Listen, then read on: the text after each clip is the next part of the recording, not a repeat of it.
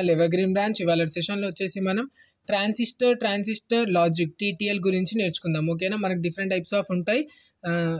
Different types of మనకి logic ఫ్యామిలీలో ఉంటాయి. ఆర్టీఎల్, డిటిఎల్, టీటీఎల్ అనుకుంటా.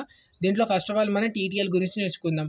ట్రాన్సిస్టర్ లాజిక్ గురించి. ఓకేనా, ట్రాన్సిస్టర్ లాజిక్ అంటే ఏం లేదు, మన combination of transistors with using the logic gates అనమాట. ఓకేనా, the circuit diagram for the TTL logic gates as shown in the below and uses NAND gates. ఈ టీటీఎల్ లాజిక్ అనేది మన కింద చూపిస్తుంది. దేన్ని బేస్ చేసుకొని అంటే నాండ్ గేట్స్ అంటే లాజిక్ గేట్స్ అంటే ఇక్కడ మనం లాజిక్ గేట్ యూజ్ చేసేది నాండ్ లాజిక్ గేట్ని యూజ్ చేస్తూ మనం సర్క్యూట్ డయాగ్రామ్ అనేది ఇక్కడ డ్రా చేసాం. ఇది సర్క్యూట్ డయాగ్రామ్ అనమాట. ఇది వచ్చేసి మనకి ట్రాన్సిస్టర్ 1, ఇది వచ్చేసి ట్రాన్సిస్టర్ 2, ఇది వచ్చేసి ట్రాన్సిస్టర్ 3, వచ్చేసి resistors R1, R2, R3 and ఇది వచ్చేసి కెపాసిటర్ C. ఓకేనా, ఇది మనం యూజ్ చేసేది ఏంటిది అని అంటే ఇక ట్రాన్సిస్టర్స్ వచ్చేసి మనం కామన్ ఎమిటర్ ట్రాన్సిస్టర్స్ యూజ్ చేస్తాం. ఇదే మనం ఇప్పుడు టీటీఎల్ గురించి ఎందుకు యూజ్ చేస్తాం, టీటీఎల్ ఎందుకు యూజ్ చేస్తాము మనం ఆర్టీఎల్కి డిటిఎల్కి ఎందుకు అంటే the disadvantage of RTL and DTL can be overcome by the TTL logic family. మనం ఆర్టీఎల్ అండ్ టీటీఎల్ ఏదైతే ఉందో దాని యొక్క డిసడ్వాంటేజ్ని మనం ఓవర్కమ్ చేయడానికి మనం టీటీఎల్ లాజిక్ ఫ్యామిలీని యూజ్ చేస్తాం. ఓకేనా, ఇది ఎందుకు అని అంటే the low speed of operation of DTL NAND gate can be overcome by the TTL logic. ఇది ఎందుకు అంటే డిటిఎల్ వచ్చేసి మనకి లో స్పీడ్ ఆపరేషన్ అనేది తక్కువ స్పీడ్లో ఉంటుంది. సో దాన్ని ఓవర్కమ్ చేయడానికి మనం టీటీఎల్ అనేది యూజ్ చేస్తాం. టీటీఎల్ వచ్చేసి మనకి హై స్పీడ్ ఆఫ్ ఆపరేషన్ ఉంటుందన్నమాట.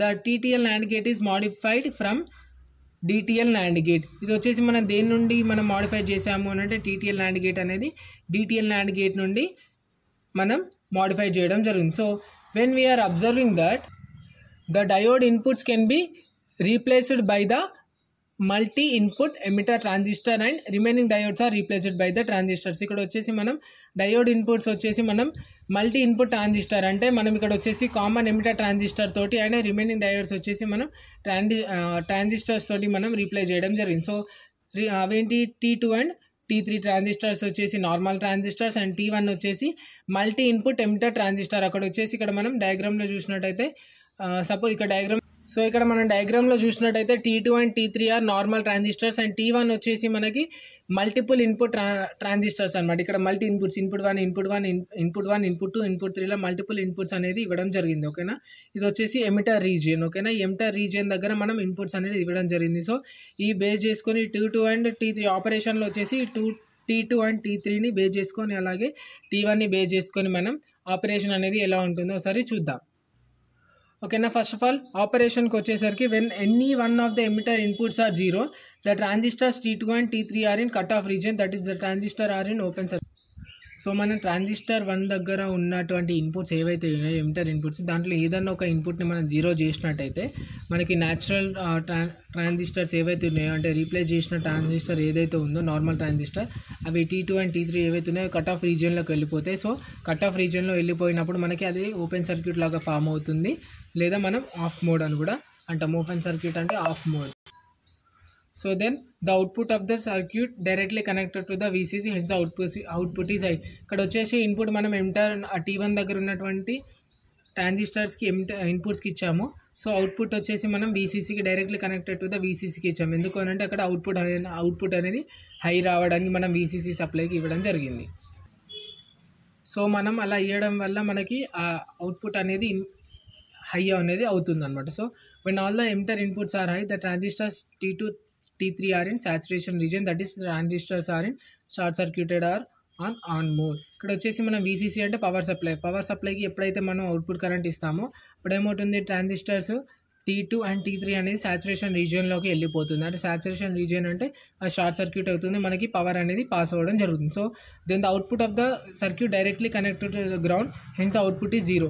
అప్పుడు ఏమవుతుంది అని అంటే మన అవుట్పుట్ అనేది మన గ్రౌండ్కి కనెక్ట్ చేయడం జరుగుతుంది. డైరెక్ట్గా గ్రౌండ్ కనెక్ట్ చేయడం వల్ల మనకి అవుట్పుట్ కరెంట్ అనేది 0 అవ్వడం జరుగుతుంది. సో ఇక్కడ మనం ఆపరేషన్ అనేది చూడవచ్చు. ABC అనే ట్రాన్సిస్టర్స్కి మొత్తం ఇన్పుట్ అనేది 0 ఇచ్చినప్పుడు అవుట్పుట్ అనేది ఇలా ఉంటుంది. సో ఈ విధంగా మనం ఈ వాల్యూస్ మీదకి వెళ్ళి మనం చూడవచ్చు. ఓకేనా, దీని యొక్క TTL యొక్క అడ్వాంటేజెస్ వచ్చేసి the speed is very high compare to the DTL and RTL. మనం diode transistor logic and resistor transistor logic మీదకి వెళ్ళి కంపేర్ చేస్తే స్పీడ్ ఆఫ్ ఆపరేషన్ అనేది హైగా ఉంటుంది. నెక్స్ట్ వచ్చేసి power consumption is also very less compared to DTL. మనం diode transistor logic మీదకెళ్ళి చూసినట్టయితే పవర్ కన్జంప్షన్ అనేది కూడా లెస్గానే తీసుకుంటుంది. నెక్స్ట్ వచ్చేసి this is used in medium scale integration and small scale integration. ఓకేనా, దీన్ని మనం medium scale integration as well as small scale ఇంటిగ్రేషన్లో కూడా యూజ్ చేయడం జరుగుతుంది. డిసడ్వాంటేజ్ ఏంటి అని అంటే హై పవర్ కన్జంప్షన్. ఇది అనేది హై పవర్ కన్జంప్షన్, ఎక్కువ పవర్ని కన్జంప్షన్ చేస్తుంది. ఇది ఒకటే డిసడ్వాంటేజ్ తప్పించి మిగతా అన్ని అడ్వాంటేజెస్ ఉన్నాయి. ఓకేనా, నెక్స్ట్ వీడియోలో మనం RTL గురించి కలుద్దాం. ఓకేనా, please do like, share and subscribe to our ever green branch.